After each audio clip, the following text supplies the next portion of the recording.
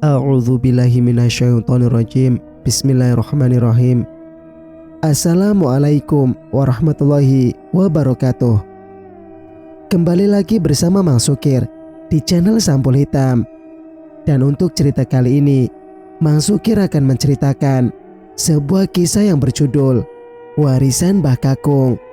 Cerita ini ditulis Andina Saputri. Bagi teman-teman yang ingin membacanya secara langsung, linknya saya sudah sertakan ada di deskripsi. Sebelum Mang Sukir lanjut, bagi teman-teman yang belum subscribe, silakan subscribe channel ini.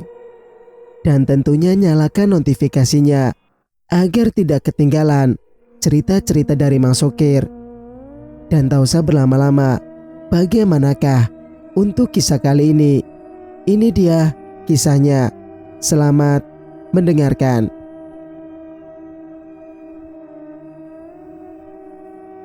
Bertengkar gimana? Sautku tidak percaya, karena baru kali ini aku mendengar kabar Bapak dan Mbah Kakung bertengkar. Ya bertengkar, Mas. Bahkan Bapak sempat dipukul sama Mbah Kakung sampai terjatuh. Untung saja ada Mbah Putri yang memisahkan. Ibu aja sampai nangis. Terkejut.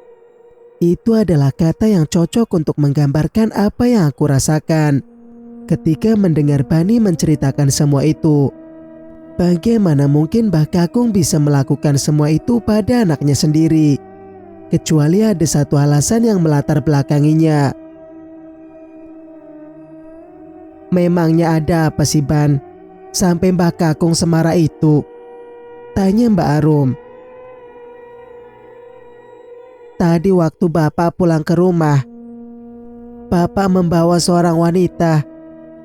Bani menghentikan ucapannya, kemudian memberikan gerakan tangan yang menggambarkan tentang perut yang membesar. Ojo ngawur, ndak mungkin lah.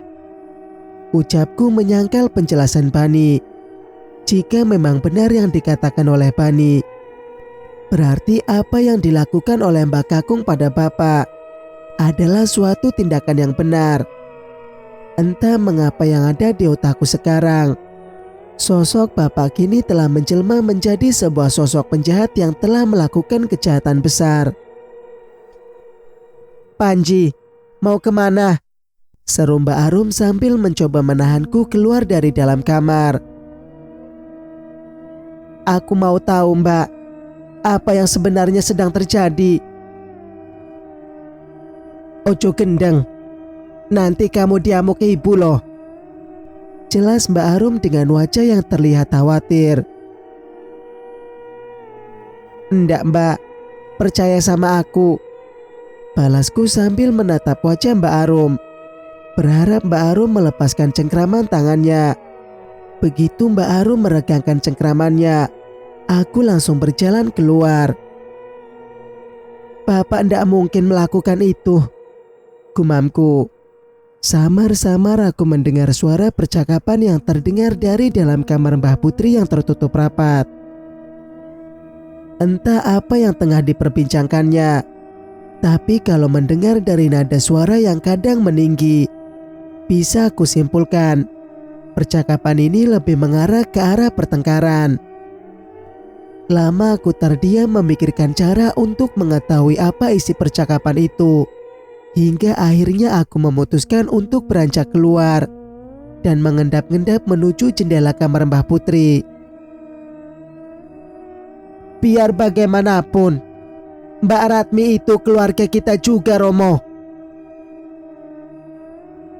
Dia itu hanya aib keluarga. Anak Romo cuma satu. Kamu Damar. Kalau kamu tidak mengerti dengan apa yang sedang kamu bicarakan, lebih baik kamu diam. Atau apa, Romo? Romo mau memukul Damar lagi? Atau bahkan lebih dari itu? Ya Allah, Kakang. Sekarang kita sudah tua. Sudah tidak ada lagi yang akan kita kejar di dunia ini. Sudah cukup dosa yang kita perbuat, sudah terlalu banyak. terdengar Mbah Putri mencoba melerai pertengkaran antara Bapak dan Mbah Kakung. Alah, dosa-dosa. Ingat, dengan dosa itu, Romo bisa memberikan kalian makan enak, memberi kalian hidup yang nyaman. Persetan dengan dosa. Silakan saja kalau Ratmi memang harus tinggal di rumah ini. Romo ndak peduli.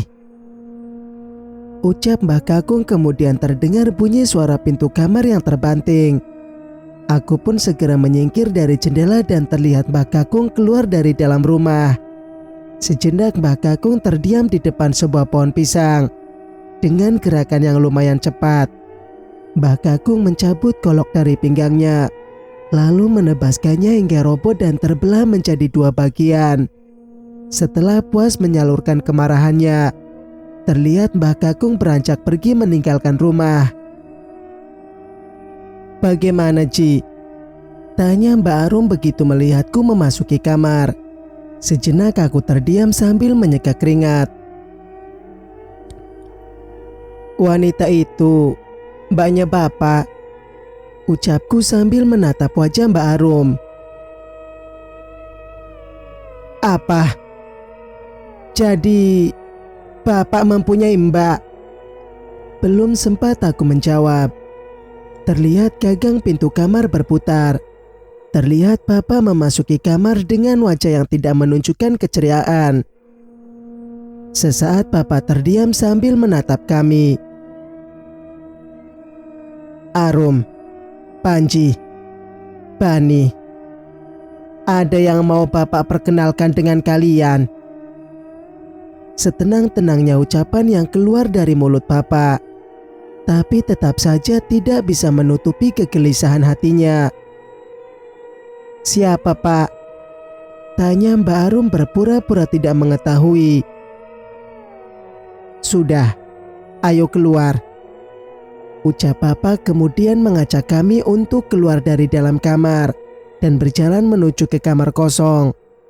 Sebuah kamar di mana aku dan Mbak Arum melihat ibu memasukinya. Sesampainya di pintu kamar, terlihat Bapak agak ragu untuk membuka pintu tersebut. Kalian jangan kaget, ucap Bapak seraya membuka pintu kamar. Setelah pintu kamar terbuka, aku bisa melihat seorang wanita dengan tubuh kurus terlihat sedang berbaring di atas tempat tidur. Perutnya yang terlihat membesar menandakan kalau wanita tersebut sedang hamil. Sebagian wajahnya yang cacat tertutup oleh rambutnya. Wanita tersebut mulai menyingkirkan rambut yang menghalangi pandangan matanya.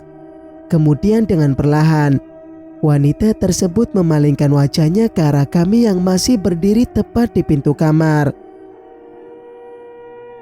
Perkenalkan, ini Bule Ratmi, mbaknya bapakmu. Sesaat kami terdiam. Terlihat Bani mencoba menutupi hidungnya karena tidak tahan dengan bau yang keluar dari dalam kamar. Bule Ratmi terdiam memandang kami dengan tatapan mata kosong. Kemudian tanpa alasan yang jelas Bule Ratmi mulai tertawa. Bule, kenapa, Pak? Kok seperti orang gila? Tanya Bani dengan polosnya.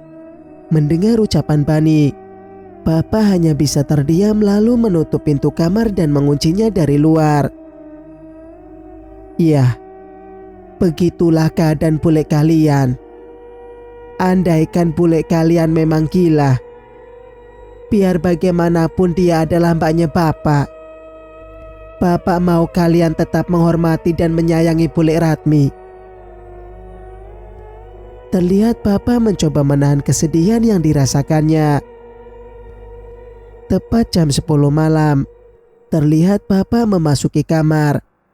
Di antara pejaman mata yang terpaksa aku lakukan, sepertinya ibu memang sudah menanti kehadiran Bapak di dalam kamar.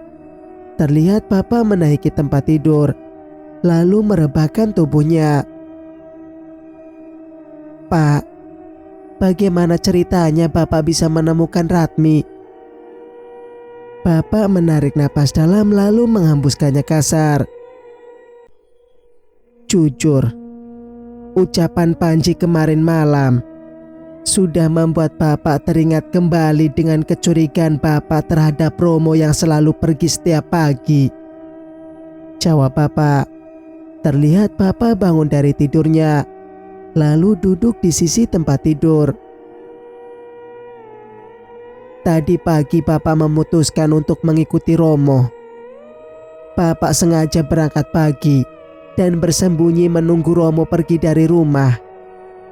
Begitu melihat mobil Romo sudah berjalan di jalan raya, Bapak mengikutinya dari belakang. Cukup jauh Bapak mengikuti, hingga akhirnya mobil Bapak menepi dan berhenti di sebuah jalan yang sepi. Bapak segera menepi, kemudian menyembunyikan motor di semak-semak. "Jalan yang sepi?" tanya ibu. Kini terlihat ibu bangkit dari tidurnya, lalu duduk di atas tempat tidur. Sesekali matanya memperhatikan aku, Mbak Arum dan Bani. "Iya, jalan di kaki gunung." Sejenak Bapak terdiam, kemudian membuka jendela kamar. Pada awalnya Bapak bingung, kenapa Romo menerobos semak belukar dan melalui jalan yang mungkin tidak pernah dilalui oleh orang lain. Ketika sampai pada tempat yang banyak pohon besarnya, Bapak sempat kehilangan jejak Romo. "Jadi, Bapak sempat tersasar?" Bapak menganggukkan kepalanya. Kulihat Bapak menatap wajah ibu. Tapi di saat tersasar itu, justru Bapak secara tidak sengaja melihat sebuah gubuk kecil. Dan Bapak yakin kalau gubuk di tempat tersembunyi seperti itu pasti tidak akan pernah diketahui oleh orang lain. "Jadi Romo yang membangun gubuk itu?" Sepertinya rasa penasaran ibu telah memuncak. Hal ini bisa kulihat dari ekspresi wajahnya. "Entahlah Bu, tapi kemungkinan besar memang Romo yang membangun gubuk itu." Bapak sempat ragu untuk masuk ke dalam, takutnya ada Romo. Bapak pun mengawasi di semak-semak untuk memastikan semua aman sebelum masuk. Tidak berapa lama terlihat Romo keluar dari gubuk tersebut dan menutup pintunya dari luar. Lalu Romo pergi entah kemana. "Maksud Bapak entah kemana gimana?" "Romo masuk ke hutan, lalu menghilang di antara pohon-pohon besar. Di saat itulah Bapak memutuskan untuk memeriksa gubuk itu, dan akhirnya mendapati Ratmi di dalam. Pada awalnya juga Bapak tidak tahu kalau Ratmi itu mbaknya Bapak. Melihat kondisinya yang kotor dan sedang hamil, Bapak memutuskan untuk membawanya. Tadinya Bapak ndak..." Terdengar Bapak tidak meneruskan ucapannya. Aroma wangi kemenyan yang mulai tercium sepertinya menjadi penyebab Bapak menghentikan ucapannya tersebut. "Romo," gumam Bapak. Terlihat ibu menganggukkan kepala. Sepertinya orang yang tinggal di rumah ini sudah sangat mengerti dengan kebiasaan Mbah Kakung membakar kemenyan di malam hari. Kini Bapak dan ibu terlihat membaringkan tubuhnya. "Tadinya Bapak kenapa?" tanya ibu dengan suara pelan. "Tadinya Bapak ragu untuk membawa Ratmi, karena Bapak takut Ratmi akan mengamuk. Tapi begitu Bapak mencoba menuntunnya bangkit dari balai bambu, Ratmi terlihat tenang. Hanya saja suara tertawanya yang membuat Bapak takut, kayak suara kuntilanak. Tapi melihat Ratmi yang tenang seperti itu, Bapak memutuskan untuk membawanya. Saat itu Bapak bingung membawa Ratmi pakai apa. Kan tidak mungkin Bapak membawa Ratmi dengan menggunakan motor. Tapi Mungkin apa yang terjadi hari ini sudah direncanakan oleh Allah. Di saat Papa kebingungan, Papa melihat ada sebuah mobil pickup yang lewat. Papa stop mobil tersebut. Pada awalnya sopir mobil pickup itu tidak mau mengangkut Papa. Mungkin dia takut melihat Papa di jalan yang sepi sedang bersama orang gila. Tapi setelah Papa bujuk dengan iming-iming uang, akhirnya sopir tersebut mau juga untuk membantu Bapak. Ibu yang sedari tadi terlihat serius mendengar cerita Bapak. Kini terlihat mengenakan selimut untuk mengusir rasa dingin yang mulai dirasakan.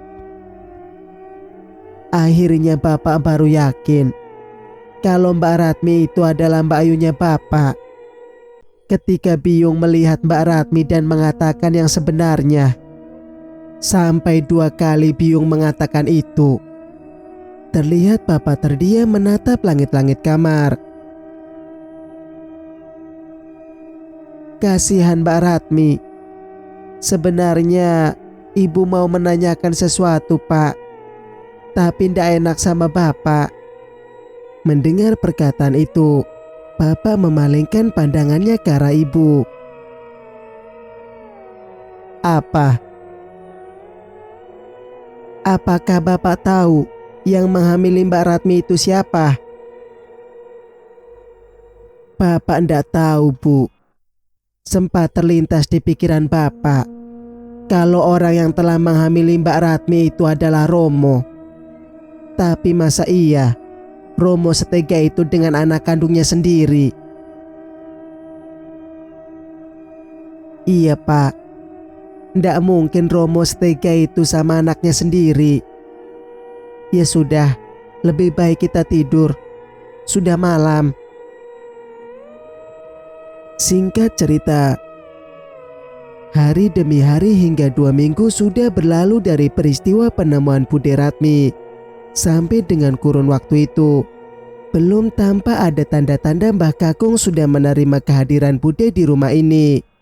Mbah Kakung cenderung acuh, bahkan bisa dibilang tidak peduli dengan kehadiran Bude. Entah apa yang membuat Mbah Kakung bersikap demikian. Rum, Ibu sudah siapkan makanan untuk Budemu. Tolong diantar ke kamarnya ya. Terlihat Mbak Arum agak ragu begitu mendengar perintah Ibu. Kamu kenapa, Rum? Tanya Ibu begitu melihat Mbak Arum yang belum juga beranjak dari duduknya. Arum takut, Bu. Panji aja yang antar ya. Ucap Mbak Arum kemudian menatapku. Ya Allah, Arum. Itu Budemu sendiri kok takut toh. Balas Ibu sambil menggelengkan kepala. Ya sudah, Bu. Biar Panji aja yang antar. Tanpa menunggu jawaban dari Ibu, aku segera mengambil piring tersebut dan membawanya ke kamar di mana Bude Ratmi ditempatkan. Ada perasaan ragu saat aku harus membuka pintu kamar. Lama aku terdiam menatap gagang pintu, hingga akhirnya aku putuskan untuk membukanya. Bude, ini makanannya. Ucapku berbasa basi, walaupun aku tahu Bude Ratmi tidak akan menjawab perkataanku. Bude hanya terdiam. Tatapan matanya yang terlihat menunduk ke bawah, seolah-olah tidak memperdulikan kehadiranku. Tatapan matanya yang terlihat menunduk ke bawah, seolah-olah tidak memperdulikan kehadiranku. Jari-jari tangannya dengan kuku yang tidak terawat, memainkan rambutnya yang tergerai. Ya sudah, piringnya Panji taruh di meja ya. Aku pun meletakkan piring itu di atas meja bundar yang berada di sudut ruangan.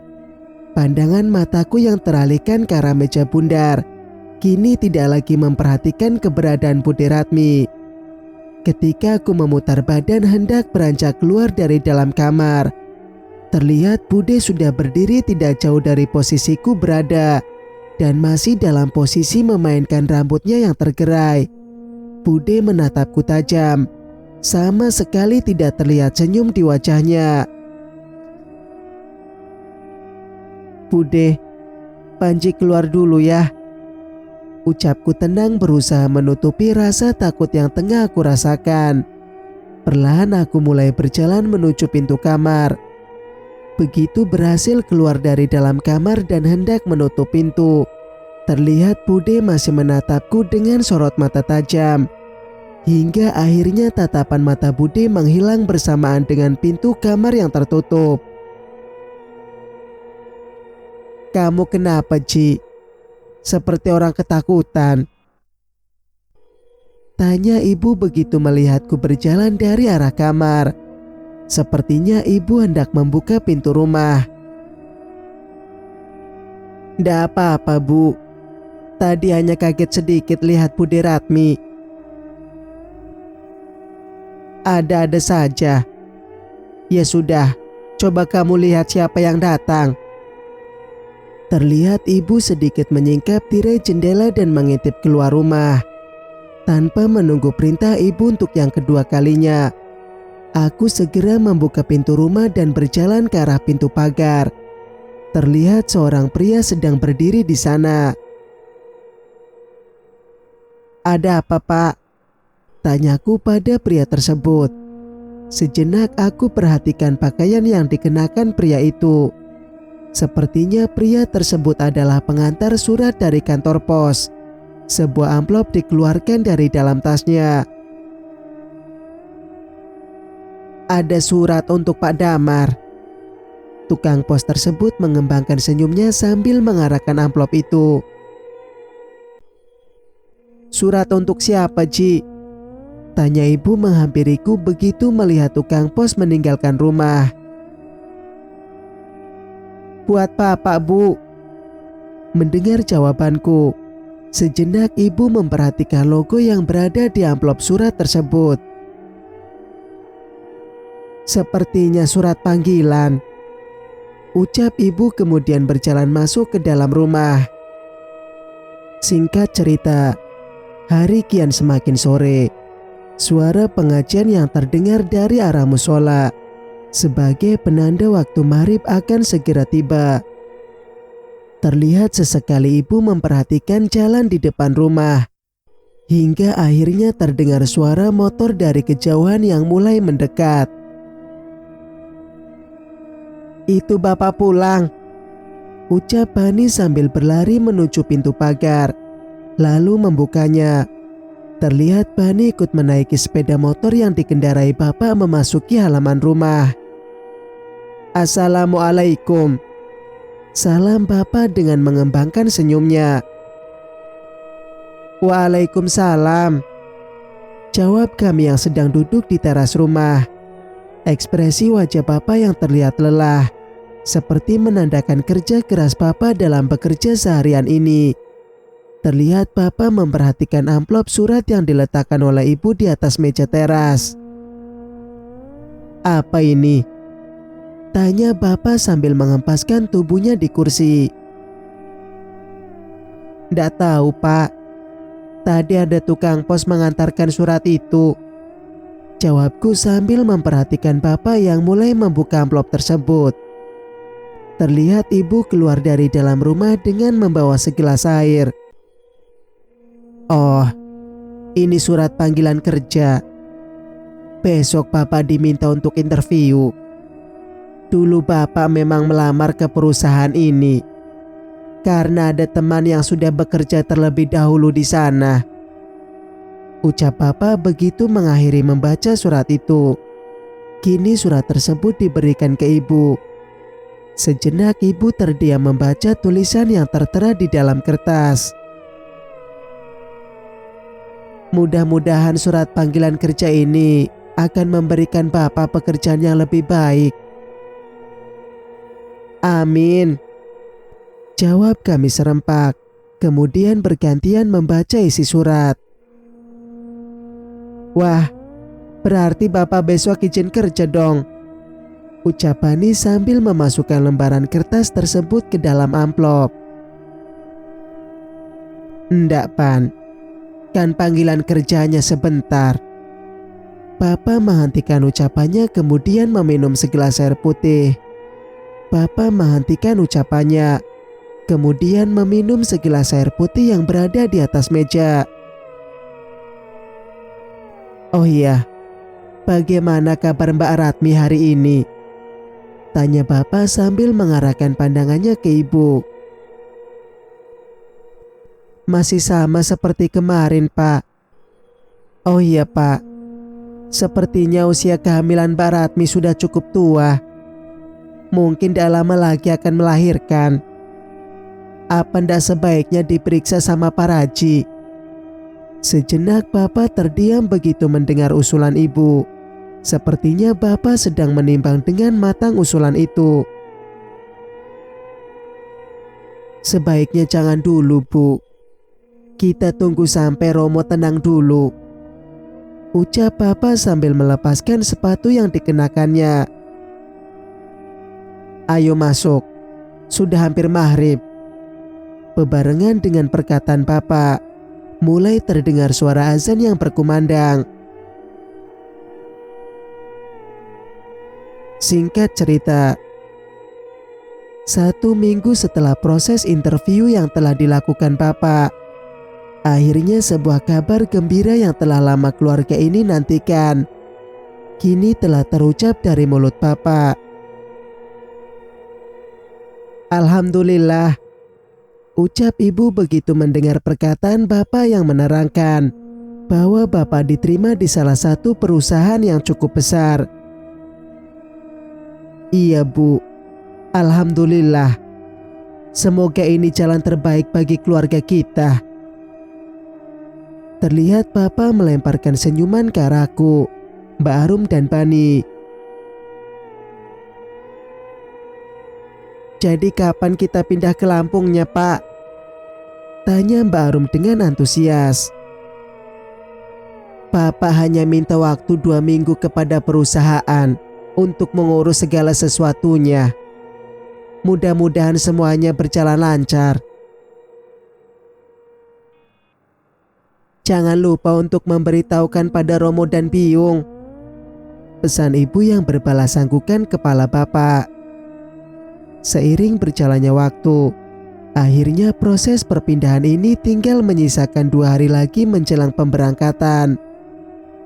Walaupun Bapak mendapat pertentangan dari Mbah Putri, dengan alasan Mbah Putri sudah semakin tua dan sakit-sakitan, tapi Bapak tetap memutuskan untuk mengambil tawaran pekerjaan itu. "Jadi bagaimana, Pak?" tanya ibu di antara kebiasaanku yang mencuri dengar pembicaraan Bapak dan ibu menjelang tidur. "Bagaimana apanya?" jawab Bapak balik bertanya. "Apa tidak sebaiknya kita batalkan saja keberangkatan ini? Kasihan Biung. Sepertinya setelah Bapak mengabarkan semua itu pada Biung, kondisi kesehatannya semakin kurang baik. Belum lagi keadaan Mbak Ratmi.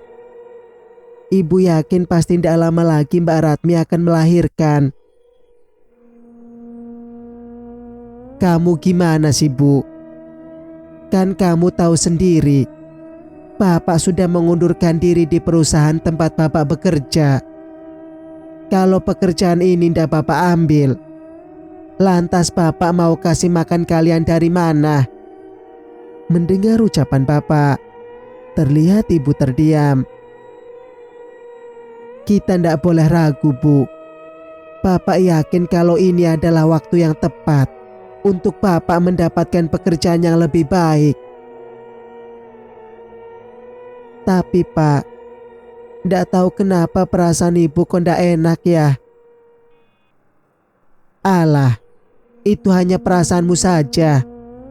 Jangan terlalu banyak mengikuti perasaan kalau kita ingin maju," ucap Bapak yang berakhir dalam keheningan. Suara koko ayam jantan saling bersahutan terdengar di antara suara daun jendela yang terbuka. Bisa aku rasakan udara pagi yang terasa dingin memasuki ruang kamar. Di antara pejaman mataku yang mulai terbuka, Terlihat ibu sedang memasukkan beberapa helai pakaian ke dalam koper besar. "Sudah bangun, Ci. Sholat dulu sana," tegur ibu begitu melihatku yang masih terdiam di atas tempat tidur. Terdengar teguran ibu, aku mulai tersadar kalau hari ini adalah hari di mana aku dan keluarga harus meninggalkan kampung halaman ini menuju sebuah kota yang akan menjadi titik awal bagi Bapak dalam membangun karir pekerjaannya. "Kita berangkat jam berapa, Bu?" tanyaku dengan mata yang masih mengantuk. "Sekitar jam 9 pagi, Ci," jawab ibu tanpa menghentikan gerakan tangannya memasukkan pakaian ke dalam koper. "Kok masih bengong aja? Ayo cepat bangunkan Mbak dan adikmu." Mendengar perintah ibu, aku segera membangunkan Mbak Arum dan Bani untuk melaksanakan sholat subuh. Tepat jam 7 pagi, semua pakaian yang akan dibawa telah dimasukkan ke dalam 2 tas koper besar. Begitu juga dengan buku pelajaran yang telah tersusun rapi di dalam box kardus. Sesekali ibu terlihat masuk ke dalam kamar untuk memeriksa apakah masih ada barang yang perlu untuk dibawa. Bersambung, nantikan kelanjutan ceritanya di video berikutnya. Mang Sukir pamit. Wassalamualaikum warahmatullahi wabarakatuh.